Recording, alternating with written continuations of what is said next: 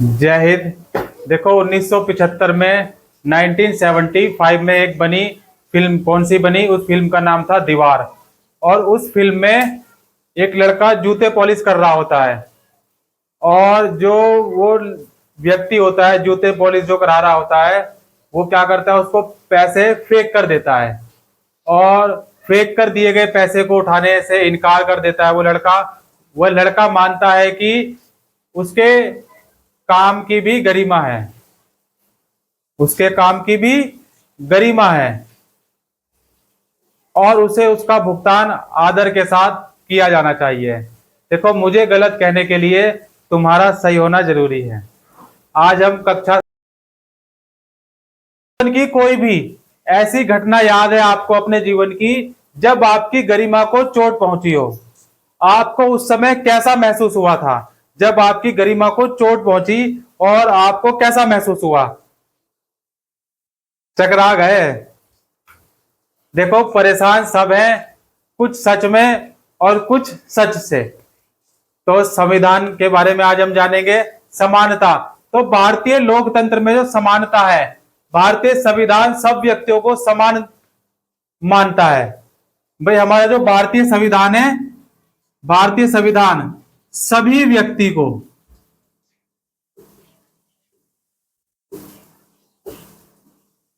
सभी व्यक्तियों को क्या मानता है? समान। कोई भेदभाव नहीं है, सभी व्यक्ति क्या है? समान है, समान मानता है। और इसका अर्थ है कि देश के व्यक्ति, चाहे वे पुरुष हो या वे स्त्री हो, कोई भी हो, चाहे वह पुरुष हो चाहे वह स्त्री हो, किसी भी जाति धर्म का हो, पढ़ा लिखा हो या ना पढ़ा लिखा हो, आर्थिक पृष्ठभूमि से संबंध रखते हो, वे सब समान माने जाएंगे। भाई, गरीब हो अमीर हो कैसे भी हो, सब समान माने जाएंगे। लेकिन इसके बाद भी हम यह नहीं कह सकते कि असमानता खत्म हो गई है। संविधान हमें इस बात की गारंटी देता है। संविधान की गारंटी क्या है? कि सभी व्यक्ति, भारतीय संविधान में सभी व्यक्ति समान हैं, चाहे वह किसी जाति के भी हो, अमीर हो, गरीब हो, बूढ़ा हो, कैसा भी हो, XYZ। लेकिन समानता खत्म नहीं हो गई, यह खत्म नहीं हुई है, लेकिन फिर भी कम से कम भारतीय संविधान में सब व्यक्तियों की समानता के सिद्धांत को, सभी व्यक्तियों के समानता के सिद्धांत को मान्य किया गया। क्या किया गया? मान्यता दी गई। जहां पहले भेदभाव और दुर्व्यवहार से लोगों की रक्षा करने के लिए कोई कानून नहीं था। भाई, डॉक्टर भीमराव अंबेडकर की कहानी आपने सुनी है, कोई कानून नहीं था। अब अनेक कानून लोगों के सम्मान तथा उनके साथ साथ समानता के व्यवहार को सुनिश्चित करने के लिए मौजूद हैं। क्या करने के लिए मौजूद हैं? सुनिश्चित करने के लिए मौजूद हैं। समानता को स्थापित करने के लिए संविधान में जो प्रावधान है, भाई समानता को स्थापित करने के लिए संविधान में क्या दिए गए हैं? कुछ प्रावधान दिए गए हैं। उनमें से कुछ मैं आपको बताने जा रहा हूं। क्या है? प्रथम कानून की दृष्टि में हर व्यक्ति समान है। क्या है? प्रथम कानून की दृष्टि में हर व्यक्ति समान है, एक समान है, भाई समान बिल्कुल। इसका तात्पर्य यह है कि हर व्यक्ति को देश के राष्ट्रपति से लेकर, कांता, नहीं सुनी थी हमने कांता की कहानी? कांता जैसी घरेलू काम करने वाली, नौकरी करने वाली महिला तक सभी को एक ही जैसे कानून का पालन करना होगा। भाई, एक जैसे कानून का क्या करना होगा? भारतीय संविधान में जो कानून बनाया गया है, कानून बनाया गया है, इसका क्या करना पड़ेगा? पालन। चाहे वो कांता ही क्यों ना हो। कांता मजदूरी करती थी, घरों में बर्तन भी मांजती थी, उससे लेकर चाहे कोई राष्ट्रपति से लेकर कांता तक जो घरेलू महिला थी, सभी को एक ही जैसे समान कानून का पालन करना है। दूसरा, किसी भी व्यक्ति के साथ उसके धर्म, जाति, वंश, दूसरे व्यक्ति के साथ, कोई भी हो सकता है दूसरा व्यक्ति, दूसरे व्यक्ति के साथ उसके धर्म को, जाति को और वंश, जन्म स्थान, उसका जन्म स्थान क्या है, और उसके स्त्री या पुरुष होने के आधार पर भेदभाव नहीं किया जा सकता। भेदभाव नहीं किया जा सकता। भाई, दूसरा क्या है? कि दूसरे व्यक्ति के साथ, उसके साथ चाहे जाति उसकी कोई भी हो, धर्म उसका कोई भी हो, किसी भी वंश से ताल्लुक रखता हो, जन्म स्थान उसका कुछ भी हो, उसके स्त्री होने का या पुरुष होने के आधार पर कोई भी भेदभाव नहीं किया जा सकता। तीसरा कारण क्या हो गया? तीसरा कारण देखो हुआ, हर व्यक्ति सार्वजनिक स्थानों पर जा सकता है। हर व्यक्ति का अधिकार है, कानूनन अधिकार है क्या, कि वह सार्वजनिक स्थानों पर जा सकता है। भाई सार्वजनिक स्थानों पर जा सकता है, जिसमें से खेल के मैदान, होटल, दुकानें, बाजार आदि सम्मिलित हैं। भाई आप किसी भी बाजार में जा सकते हैं, किसी भी होटल में जा सकते हैं, किसी भी खेल के मैदान में जा सकते हैं, सभी सम्मिलित हैं। क्लियर होगी बात? सब लोग सार्वजनिक, जैसे कुआं, भाई कुआं होता है ना, नल का होता है, नल, कुआं, पानी का कुआं या कुओं कर लो। नहाने के घाटों पर, नहाने के घाटों का उपयोग कर सकते हैं। चौथा क्या है? अस्पष्टता का उन्मूलन कर दिया गया है। अब देखो आप, अभी सावन चल रहा है, तीसरा सोमवार बीत चुका है ना? तो कितने सारे कांवड़िए हरिद्वार आते हैं, जल भरकर ले जाते हैं, नीलकंठ जाते हैं, जल भरकर जल अर्पित करते हैं सब भगवान शंकर को, और अपने घर जाकर, गंतव्य स्थान पर जाकर, अपने गंतव्य स्थान पर जाकर क्या करते हैं? जल अर्पित करते हैं शंकर को। तो देखो उनको किसी भी जाति के आते हैं, है ना? आपने देखा होगा पंजाबी भी थे, उत्तर प्रदेश के भी थे, अनेकों जाति के लोग थे जो आए। तो उनको नहाने के लिए घाटों का उपयोग कर सकते थे ना भाई, किसी को कोई भेदभाव नहीं है। चौथा क्या है? अस्पष्टता का उन्मूलन कर दिया गया है। शासन ने क्या किया है? संविधान द्वारा, भाई शासन ने संविधान द्वारा मान्य किए गए समानता के अधिकार को दो तरह से लागू किया। ये जो समानता का अधिकार है, इसे शासन ने संविधान द्वारा मान्य किए गए समानता के अधिकार को दो तरह से लागू किया। कितनी तरह से लागू किया? दो तरह से लागू।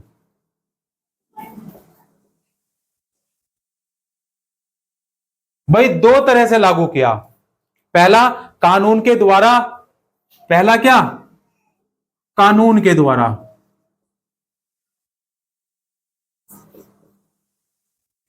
कानून के द्वारा, और दूसरा सरकार की योजनाओं व कार्यक्रम द्वारा सुविधाहीन समाजों की मदद करके। भाई सरकार द्वारा, किसके द्वारा? दूसरा सरकार, और सरकार द्वारा भी माध्यम क्या क्या है? योजनाएं हैं, योजनाओं के माध्यम से, कार्यक्रमों के माध्यम से। भाई सरकार कार्यक्रम करती है ना, योजनाएं निकालती है, इनके माध्यम से सुविधाहीन समाजों की मदद, जिनके पास सुविधा नहीं है, सुविधाहीन, सुविधाहीन समाज, जो सुविधाहीन समाज है उनको क्या देने के लिए? उनकी मदद करने के लिए, मदद करने के लिए, दो तरीके से।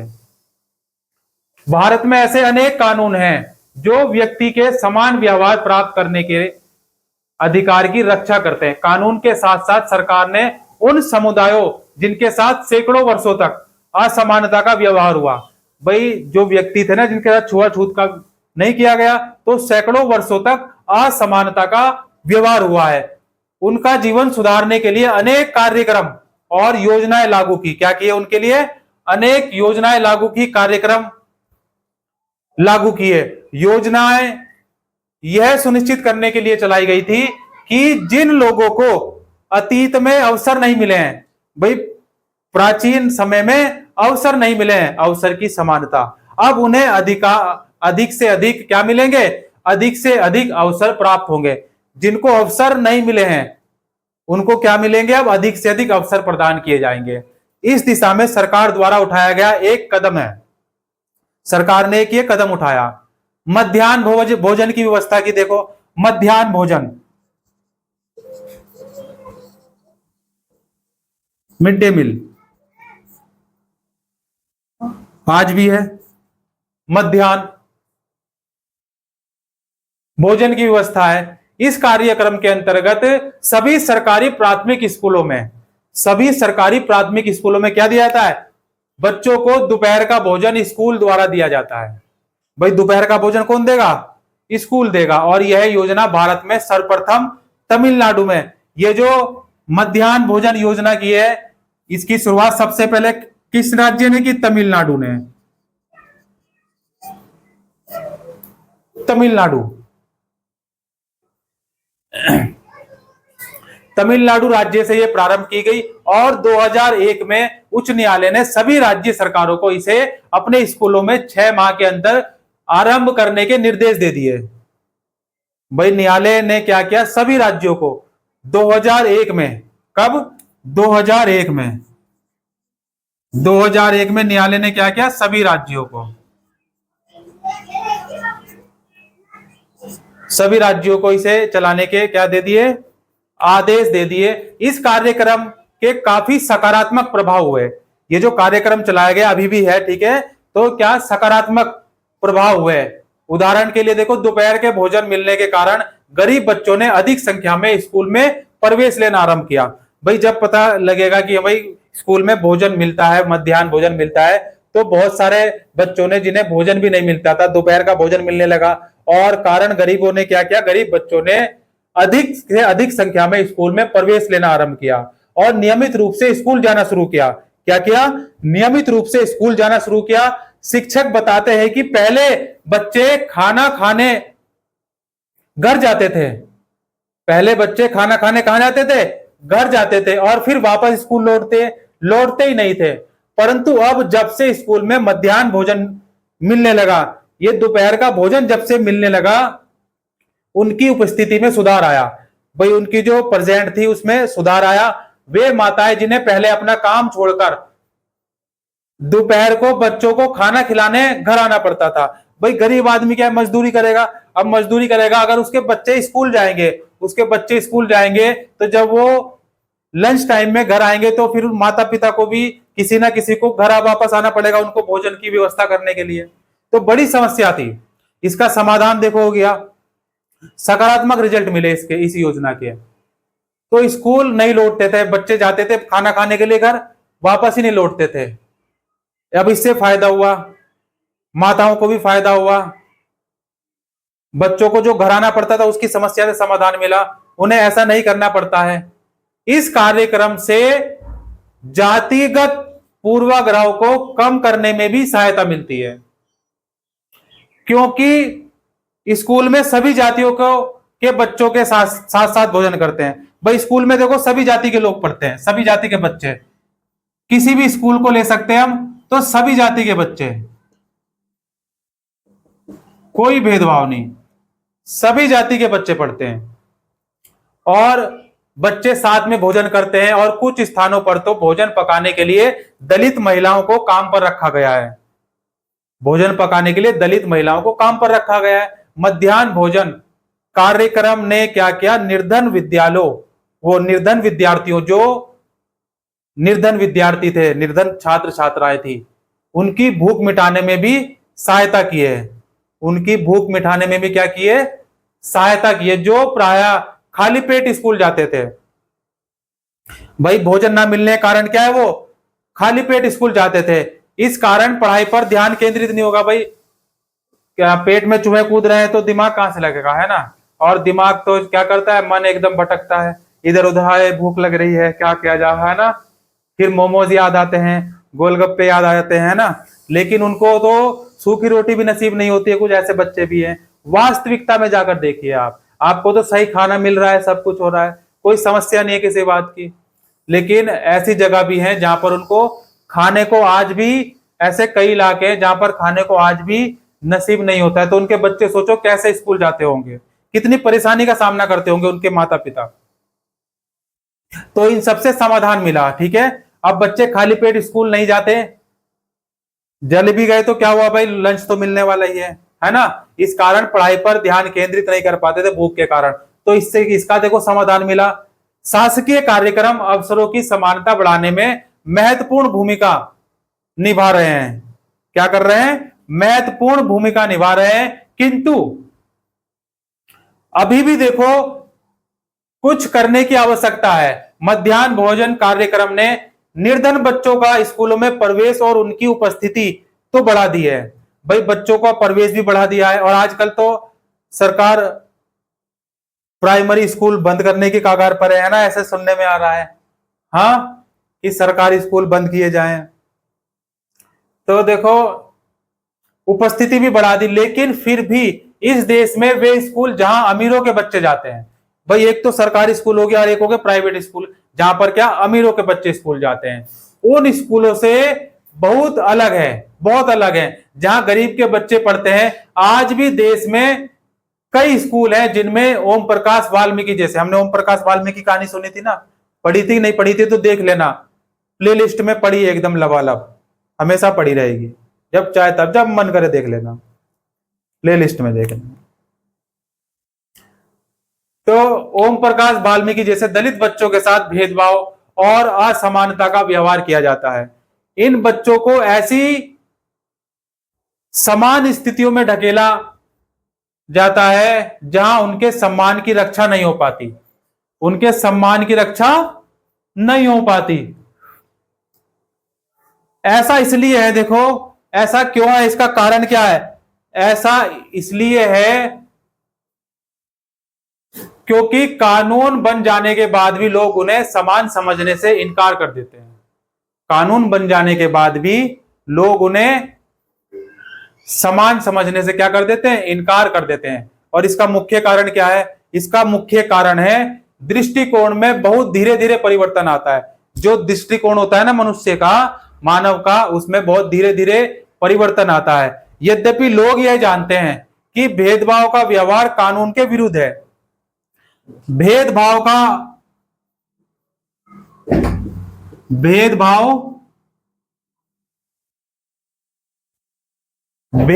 का व्यवहार कानून के विरुद्ध है, फिर भी वे जाति, धर्म, अपंगता, आर्थिक स्थिति, महिला होने के आधार पर लोगों से असमानता का व्यवहार करते हैं। और वर्तमान दृष्टिकोण को बदलना तभी संभव है जब लोग यह विश्वास करने लगे हैं। देखो विश्वास बहुत बड़ी चीज है, विश्वास बहुत बड़ी चीज है।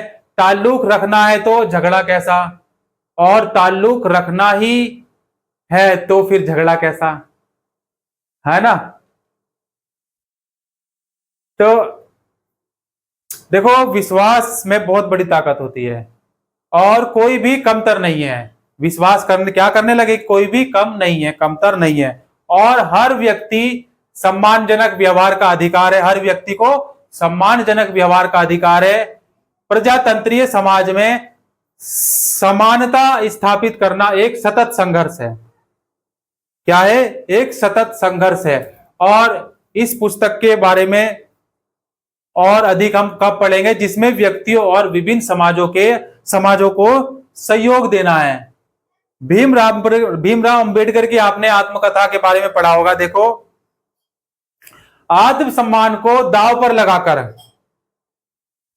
जीवित रहना अशोभनीय है। आत्मसम्मान जीवन का सबसे जरूरी हिस्सा है। आत्मसम्मान जीवन का सबसे जरूरी हिस्सा है। इसके बिना व्यक्ति नगण्य है। असमानता के साथ जीवन बिताने के लिए व्यक्तियों को कठिनाइयों पर विजय प्राप्त करनी होती है। क्या होती है? व्यक्ति को उसके जीवन में आ रही कठिनाइयों पर क्या करनी पड़ती है? विजय प्राप्त करनी होती है। केवल कठिन और निरंतर संघर्ष से ही व्यक्ति बल, विश्वास और मान्यता प्राप्त कर सकता है। मनुष्य नाशवान है। क्या है? मनुष्य नाशवान है। हर व्यक्ति को किसी ना किसी दिन मरना है। भाई मनुष्य क्या है? नाशवान है और हर व्यक्ति को किसी ना किसी दिन मरना है। परंतु व्यक्ति को यह संकल्प लेना चाहिए कि वह अपने जीवन का बलिदान आत्मसम्मान के उच्च आदर्शों को विकसित करने और मानव जीवन को बेहतर बनाने में करेगा। मानव जीवन को क्या करेगा? बेहतर बनाएगा। किसी साहसी व्यक्ति के लिए आत्मसम्मान रहित जीवन जीने से अधिक अशोभनीय और कुछ नहीं है। ऐसा भीमराव अंबेडकर, डॉक्टर भीमराव अंबेडकर के वक्तव्य थे, जो मेरे माध्यम से आपने सुने हैं। समझ गए बात को? कोई दिक्कत यहां तक? कोई दिक्कत नहीं है।